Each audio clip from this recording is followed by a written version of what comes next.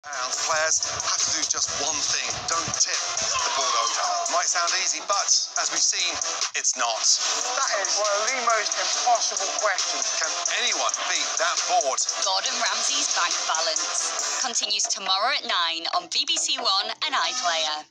It's all too easy for Ireland. Try for Scotland, and Scotland are back in front. It comes down to who blinks first. The Six Nations, Scotland versus Ireland, live Sunday at 2:20 on BBC One and BBC iPlayer. This is BBC One in the East. Now the BBC News with Hugh Edwards and Janine Machin at 10 o'clock.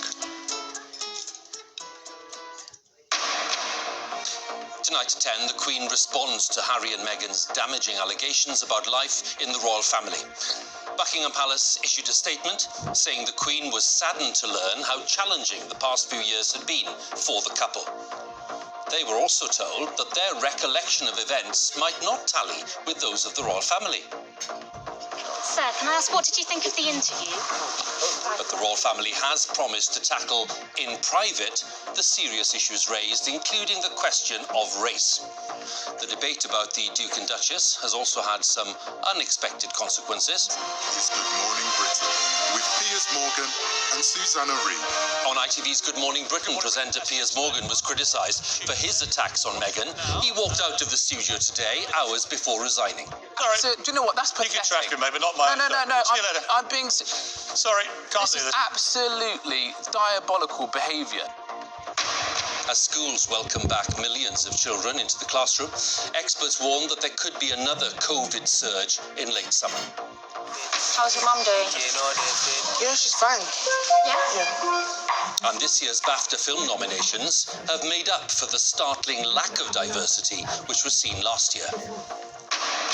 Here in the East, the breast cancer breakthrough bringing new hope to women at high risk of developing the disease and boosting immunity among the most vulnerable as second COVID jabs start at Addenbrooke's.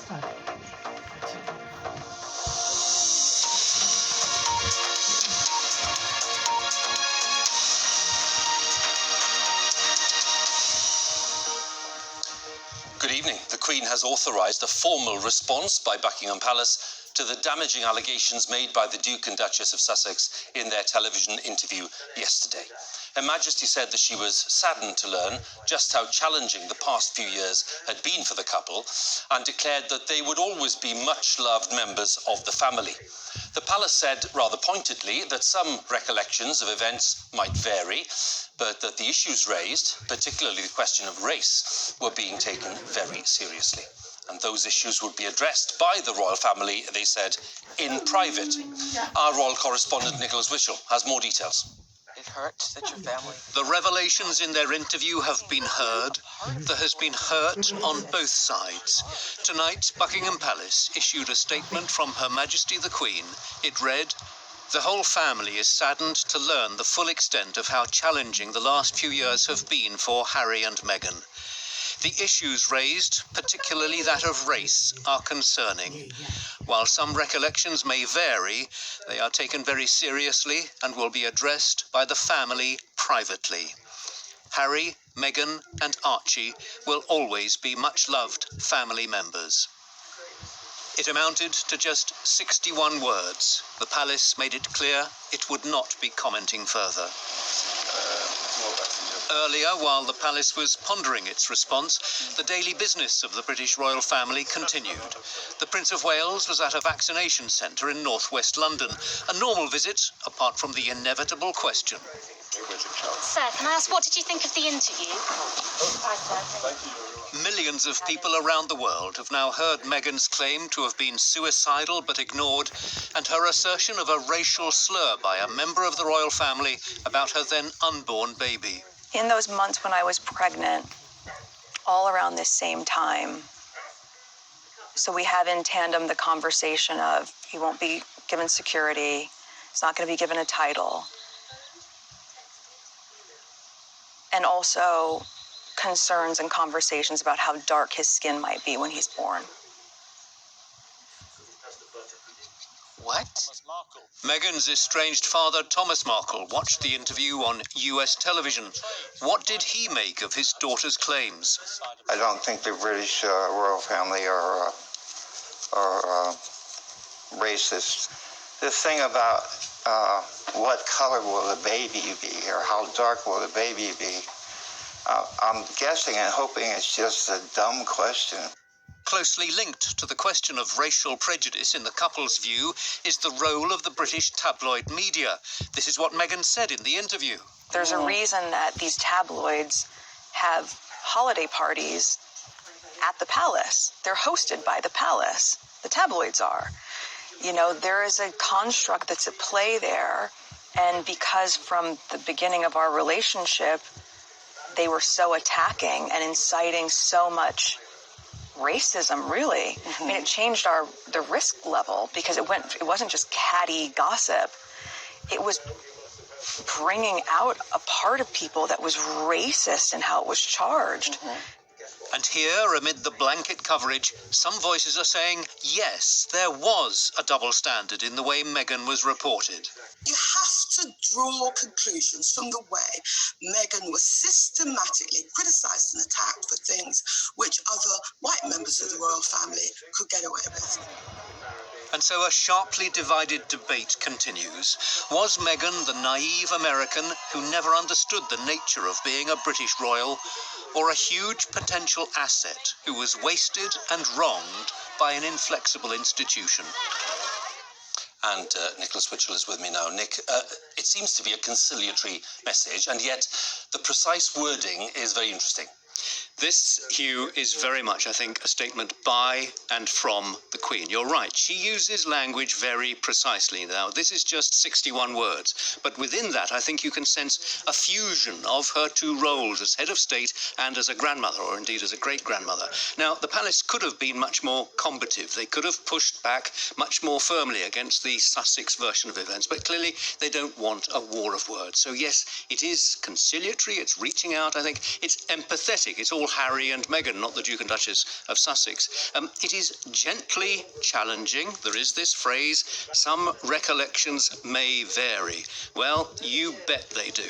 Within the palace, that is an understatement, I think, to put it mildly. But there is, of course, an acknowledgement of the seriousness and the significance of the issues. The issues raised, particularly that of race, are concerning. I think they hope that people will give them the credit for the decades of work that they've done, Prince of Wales in particular, on diversity and equality. But beyond that, they want to work this out within the family. It's been very traumatic for all of them, a big public row, father and son, brother and brother. And they hope this will subside and that they will be given now the time to talk this through and work this out amongst themselves. Nick, many thanks again. Nicholas Witchell there, our royal correspondent. Well, more than 11 million people in the UK watched that interview last night on ITV, and public opinion on the differences between the two camps and the issues raised is deeply divided. Our home editor, Mark Easton, assesses how damaging the couple's allegations could be in the longer term. Exactly 1 year ago today, the Queen attended the Commonwealth Day service at Westminster Abbey, Harry and Meghan's last royal engagement. It's always inspiring to be reminded of the diversity of the people and countries that make up our worldwide family, the Queen said, speaking as head of the Commonwealth that day. Such a blend of traditions serves to make us stronger individually and collectively. But as the royals gathered in the Abbey, there were hints of tensions and troubles to come. Over the course of 70 years, the Queen has guided the monarchy from empire to Black Lives Matter. In the 21st century, she represents a uniting figurehead for people of all cultures. Accusations of racism at the heart of the royal family could represent an existential threat for this ancient institution. Now, if you look at social media, you're seeing very, very young people, young influencers, young thinkers, actually saying, well, what is this institution? Why does it exist? You know, they're questioning things that I've not seen them question before. This is an anachronism in this day and age, and not just on the basis of race. We're certainly seeing lots of young black people having that conversation, but also young white people. And the throne passes to King Edward VIII's younger brother and his wife, when we have Today's crisis management at the palace contains echoes of the abdication crisis in 1936, when King Edward VIII gave up the throne to marry Wallis Simpson. Like Meghan, she was an American divorcee, an outsider who felt shunned by the royal family. The death of Princess Diana in 1997 also saw the royals accused of failing to support a young woman who they'd invited into their gilded cage, seemingly unable to comprehend public anger at her treatment and grief at her loss.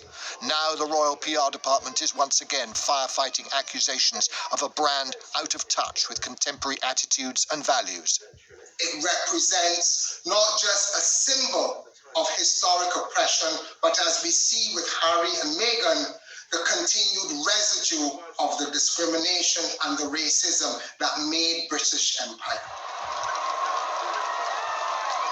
A new YouGov poll suggests a generational divide. 4 times as many 18 to 24-year-olds thought Harry and Meghan had been treated unfairly by the royal family compared with the over 65s. It suggests a looming challenge for the monarchy. While Harry and Meghan praised the Queen in their interview, Prince Charles was portrayed as unsupportive and distant. Repairing the reputational damage will require a response that reaches across not just ethnicities, but generations. Mark Easton, BBC News. Well, that intense debate about Harry and Meghan has had some unexpected consequences. The broadcaster Piers Morgan has left ITV's Good Morning Britain today following comments that he made about the Duchess of Sussex. ITV announced the decision after Ofcom said it was investigating his comments after receiving 41,000 complaints. Mr. Morgan said he didn't believe a word that the Duchess had said in the interview.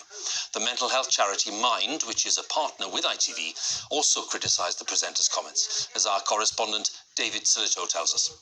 Live from Television Centre in London, this is Good Morning Britain with Piers Morgan and Susanna Reid.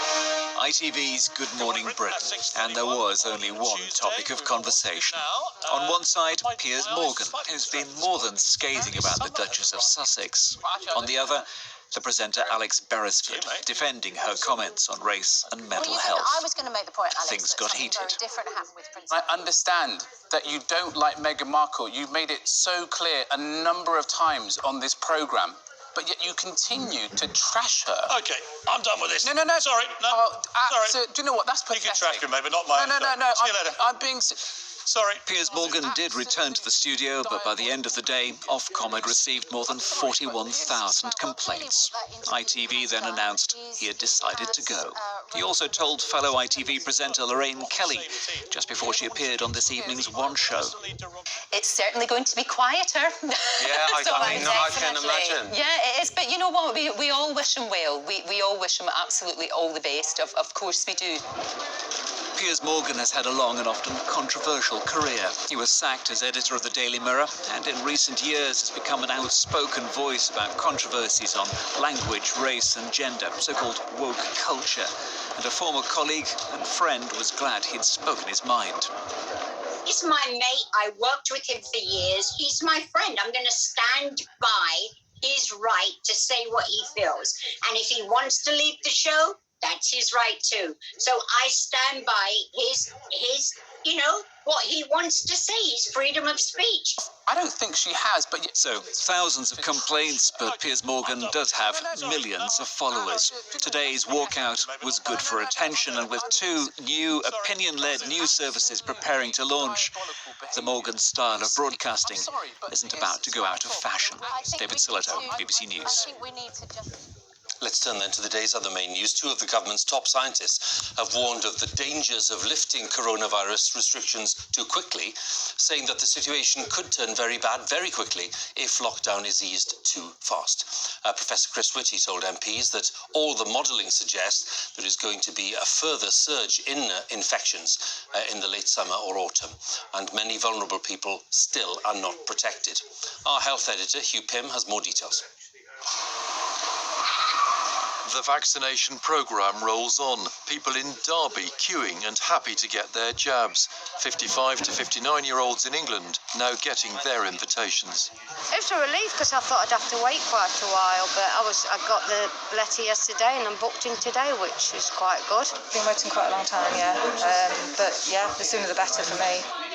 Government advisors say the vaccination plan is going very well, but they warn that while people will get some protection against serious illness, the virus won't go away. In fact, it'll probably spread faster as lockdown is eased.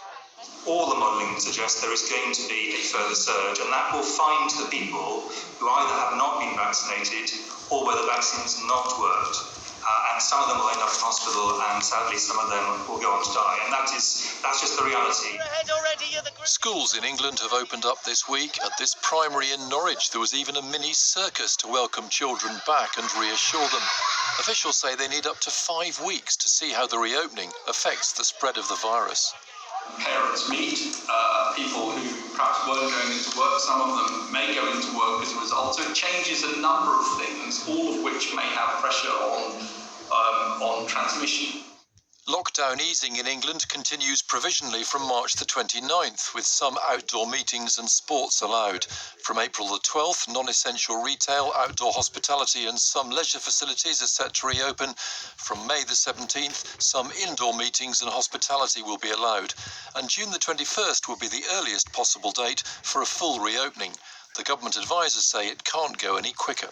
What the government has been told over and again is take this steady, and what we don't want to do is accelerate into trouble and then have to revert straight back out again, open things up and immediately close them down. From Friday in Scotland, up to 4 people will be able to meet outdoors and some adult sports will resume. The First Minister said they were heading in the right direction, but it was too soon to take a foot off the brake. If we continue to prioritise children's education, as I believe we should and indeed must, our scope to make further changes will be limited while we are still rolling out the vaccine. Case numbers may be falling but are still relatively high. The message from ministers and officials around the UK is that the grounds for hope must be balanced by caution. Hugh Pym, BBC News. Let's have a look at the latest figures on the pandemic now then. 5,766 new infections recorded in the latest 24-hour period, which means that on average the number of new cases reported per day in the past week is 5,800. Across the UK, the latest data shows that the number of patients in hospital with the virus is 9,418. 231 deaths were reported, people who died within 28 days of a positive COVID test. On average, 190 people have died every day in the last week from coronavirus. And the total number of deaths so far across the UK is 124,797. Let's look at the vaccination figures. Around 215,000 people have had their first dose of a COVID vaccine in the latest 24-hour period. And that takes the overall number of people who've had their first jab to more than 22.5 million people, and over 1 million people have now had both doses of the vaccine. Well, at the end of January, more than 4,000 people were on ventilators in hospitals across the UK. That number has fallen dramatically in the past few weeks to just over 1,300. Our medical editor, Fergus Walsh, has returned to the intensive care unit at University College Hospital in London, where he met staff and patients. And some viewers may find some of the images in the report rather upsetting. This is the reality of COVID intensive care for patients like Louis Christou. He's been on a ventilator since Christmas. It may not look it, but he is improving.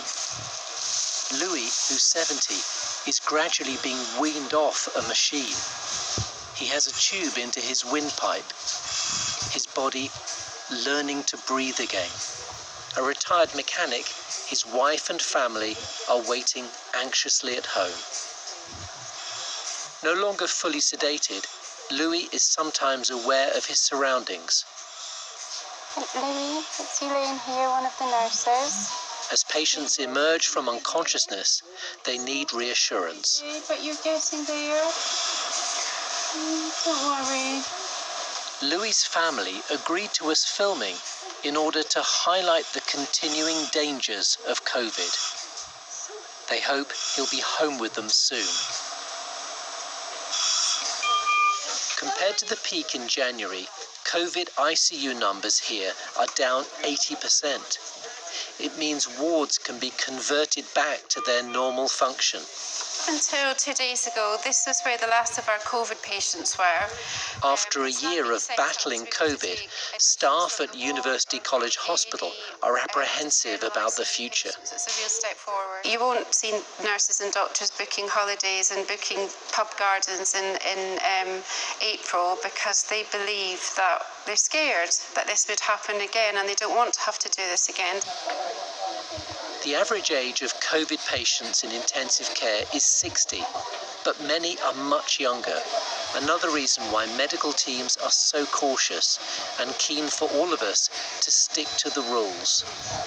The patients in their 20s, 30s and 40s that are coming to ITU are still not yet being able to have their vaccine, and I think until we can make sure that all the population is vaccinated, we still need to be careful. Little by little, the pressure here is easing. But for many COVID patients, surviving intensive care is just the start of a long journey of recovery. 1, 2, 3.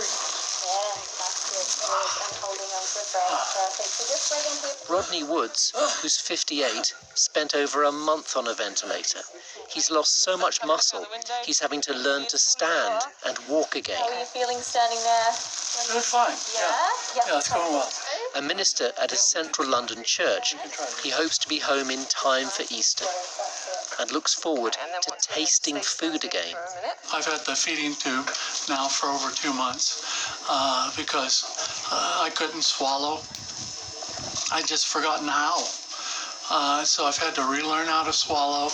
I'm now relearning how to stand and how to walk. And it's literally, you're kind of rebuilding your life. Take it slow, Milen. Milen, who's in his 40s, is another ICU survivor who's just starting to rebuild his life. I'm going directly. Even as patient numbers gradually fall, COVID will continue to cast a long shadow. Fergus Walsh, BBC News. There have been further protests in towns and cities across Myanmar in defiance of the armed forces there. Campaigners are calling for an end to military rule and the release of the country's elected leaders following last month's military coup. It's thought that more than 40 people were arrested overnight, with government forces sealing off some neighbourhoods to round up the protesters. Endometriosis is a condition that affects more than 1 million women in the UK. It causes severe pain and sometimes infertility. Scientists from Edinburgh University are now carrying out human trials to discover whether a drug normally used for metabolic disorders could help and significantly improve the lives of those who suffer. This report by our correspondent Sarah Campbell starts with the voices of some of the women who've been affected. Dealing with the constant pain is exhausting and frustrating, and I'm awaiting surgery for a full hysterectomy. Endometriosis has affected my quality of life, fertility, and mental health. Most of the medications I try simply help me to get out of bed. They don't actually improve my quality of life. Like so many others, Jessica Rafferty's life has been dominated by endometriosis. I've been hospitalised more than 220 times now. The condition involves cells similar to those found in the womb building up elsewhere in the body. Jessica is now helping in the search for new treatments. She's just completed a trial of a drug called dichloroacetate. I was able to do things on this medication that I would struggle to do normally. Like I would be able to take the dog a 6-mile walk, and usually even going 3 or 4 miles, that would cripple me with the pain. The trial, which is in its early stages, is being run from Edinburgh University. Currently, contraceptive drugs such as the pill are used to control symptoms.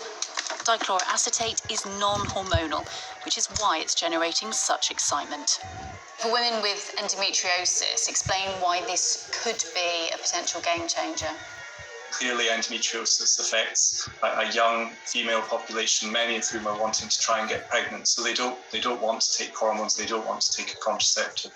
So this would be a very different approach to treatment. 400 miles south at the University of Oxford, the focus is on the genetic makeup of endometriosis. The team here has analysed tissue samples donated by 60,000 patients in the largest study of its kind. The full results will be published soon, and according to the lead scientist, new detail is revealed about genetic links to other inflammatory conditions like asthma and osteoarthritis. With that information, we can look to drugs that are currently being used for those conditions and repurpose them, reuse them for endometriosis. And that will really speed up the process of drug discovery for endometriosis. The hope for Jessica and all those living with the condition is that medical breakthroughs are on the way. An effective treatment is needed soon for those suffering to be able to live a normal life and have some sort of hope for the future. I hope it will take less time for people to be diagnosed and that pain management will be more accessible. If there were a medication that treats the disease rather than just masks the symptoms, this would be life-changing for many, many women. The voices of some of the women affected by endometriosis, ending that report by my colleague Sarah Campbell. Now, officers searching for a missing woman in South London have put up a cordon outside a block of flats near to where she was last seen. Sarah Everard was last spotted in Clapham last Wednesday night at around 9:30 after leaving a friend's house. Detectives say that the search is continuing. Back in 2011, a series of anti-government protests known as the Arab Spring reached Syria, with tens of thousands taking to the streets and calling for change. When the government used deadly force to crush the dissent, the protests spread, opposition supporters took up arms, and the country then descended into civil war. The United Nations believes more than 250,000 people have been killed, although human rights groups suggest the number could be much higher than that. At least 6.2 million Syrians have been displaced internally, while another 5.7 million have fled abroad. And today, the same leader, Bashar al-Assad, is still in power, with the dream of democracy as far away as ever. Our correspondent Lina Sinjab, herself a Syrian living in exile, has been speaking to some of the women she met in the early days of the uprising as they reflect on 10 years of conflict. I want to draw a woman and a man coming back to Syria. It's like a gift from me to the Syrian revolution. A decade of devastating conflict in Syria. Women are at the heart of the story. Like millions of Syrians who fled the war, Azza got to Lebanon 4 years ago, determined to carry on with her art. She felt a responsibility to document what she had witnessed. Azza was a peaceful activist. She drew graffiti on the walls of the city of Homs as a message of resistance. The government besieged the city, starving people into surrender. So I saw people, women and children going out from Homs, from their homes, and I decided to draw on the wall. It's like, we will be back. She was arrested and put in prison. After I released from the prison, I stayed at my home at 10 months without going out. I received the call that you have to leave the country. You know, they don't want people like us to stay in Syria. Ayat was only 19 when she first went to prison for her views, before the uprising began. أنا فعلا تغيرت مع تغير أوضاع الثورة. بعدين يعني لما زاد وتيرة العنف من الطرفين يعني حسيت إنه الثورة راحت لطريق تاني خالص غير اللي نحن أو أنا كنت بحلم فيه على الأقل. She's now in Toulouse in the south of France with her family. في فرنسا بلشت ابني نفسي أنا من جوا يعني رجعت للدراسة صرت أقرأ أكثر صرت قابل ناس خاضوا تجاربنا يعني تجارب مثلنا سواء يعني صبايا وشباب من بلاد الربيع العربي أو أوروبيين يعني فرنسيين. The Syrian war forced more than 6 million people outside the country. Some made it to Europe, others only as far as neighboring countries. 1 million refugees live here in camps in Lebanon. But many Syrians still live in fear inside Syria. like Seema, who is in Damascus and too frightened to appear on camera. So we've used an actor to voice her words. I keep myself working day and night so I don't think and run from the daily pain that we are living. In today's Syria, nearly 90% of the population live in poverty. The economy has collapsed and many cannot afford basic needs.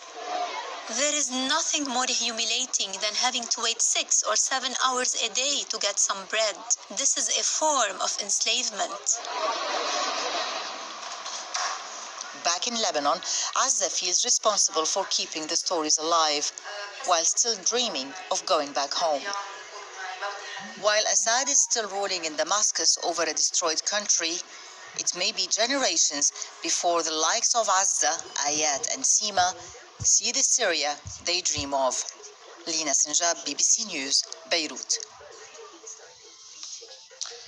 A year ago, BAFTA was heavily criticised for a lack of diversity when it unveiled the nominations for its film awards, with an all-white cast of acting nominees and no female film directors. Well, this year, 16 of the 24 acting nominees are from a black, Asian or minority ethnic background. 4 women who directed films have also been nominated, and the American drama Nomadland and Rocks, which is a film about an abandoned teenager, are hotly tipped, as our arts editor Will Gompertz explains.